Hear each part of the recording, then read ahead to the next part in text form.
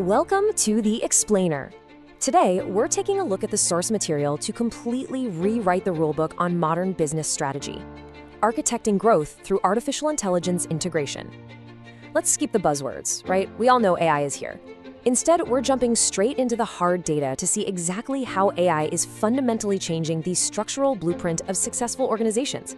We're going to look at the exact mechanics of how companies build, scale, and literally thrive using advanced data models. Okay, let's dive into this. Is your AI just an IT project? In the data we're analyzing today, this right here is identified as the single biggest operational misconception holding companies back. It's crazy how common it is for legacy businesses to treat artificial intelligence like a standard server upgrade. They buy a license, hand it off to the IT department, and just totally isolate it from their core business strategy. Psychologically, executives kind of box AI into a maintenance cost category, rather than treating it as a massive growth lever, mainly because it's technically complex. But by treating it as just another siloed technical checklist, these businesses are suffocating its predictive power. They're severely limiting its potential before they've even begun deploying it. So, what we really need here is a major paradigm shift away from that restrictive, isolated IT mindset. The sources make it absolutely definitively clear. AI has to be positioned as the primary driver of organizational growth. It needs to be the actual engine woven into the very fabric of how a company generates value. Think about it for a second. An isolated IT project, that basically just keeps the lights on. A growth driver, though, that dynamically predicts customer behavior, automatically adjusts supply chains, and actively hunts down brand new revenue streams. It literally propels the entire organization forward instead of just, maintaining background systems. Part 1. 3 Pillars of Growth. The Mechanics of Integration. Let's move to and see how this builds out practically. The source module explicitly breaks down how AI forces organizational growth through 3 highly specific pillars. Step 1 is revenue diversification. AI isn't just about doing the same old tasks faster. It uses predictive analytics to uncover entirely new ways to make money. For instance, using machine learning to spot parallel product markets hiding right there in consumer data trends. Step 2 is cost optimization. And hey, this goes way beyond basic budget cuts or layoffs. AI structurally analyzes your operations to ensure resources are used with maximum efficiency, like automatically routing logistics to save literally millions in fuel costs, with zero human intervention required. And finally, step 3, market expansion. AI gives organizations the superpower to translate, localize, and scale operations into totally new geographic territories, smashing traditional barriers to entry in milliseconds. These are the exact mechanical levers turning AI from a cost center straight into a profit engine. Part 2, Case Study, Maybank. AI in the financial sector. Traditional banks are dealing with a massive bottleneck.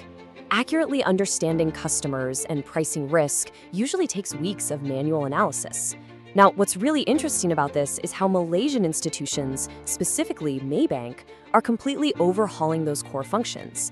Instead of relying on static demographic data for customer segmentation, they're deploying advanced data-driven profiling. This means their AI is continuously analyzing real-time transaction habits, geolocation data, even microeconomic indicators to build out highly dynamic customer profiles. And for credit scoring, they've shifted entirely to automated risk assessment. Rather than a human loan officer spending hours digging through a single application, the AI runs thousands of variables in a matter of seconds. It's significantly reducing default rates while simultaneously approving the safer loans much faster. They are injecting machine learning directly into the lifeblood of their financial risk architecture. Part 3, Case Study, Indonesian Agriculture. AI in the Field. This brings us to one of the oldest business questions in human history. How do you improve crop yields? For generations, traditional agriculture in places like Indonesia relied heavily on manual labor, inherited knowledge, and honestly, a whole lot of guessing. Farmers were up against unpredictable microclimates, massive land masses that were physically impossible to survey on foot every day, and that constant looming threat of localized pest outbreaks. It's this massive geographically complex physical challenge where just one miscalculation can wipe out an entire season's revenue. But integrating AI, it completely rewrites the agricultural playbook. And this brilliantly illustrates the sheer physical impact of artificial intelligence. We can clearly see it when we look at the deployment of AI-powered drones. Indonesian agriculture firms are applying autonomous drones to monitor crops and improve yields straight from the sky. But listen, these aren't just flying cameras taking pretty pictures. They're equipped with multispectral computer vision. That means they can spot early signs of nitrogen deficiency or localized disease weeks before a human eye could ever detect them down on the ground. The AI processes all this visual data through predictive models, literally telling the farmers exactly which square meter of the field needs water, fertilizer, or pesticide. By shifting from reactive farming to precise predictive agriculture, these firms are optimizing their physical output on an absolutely massive scale.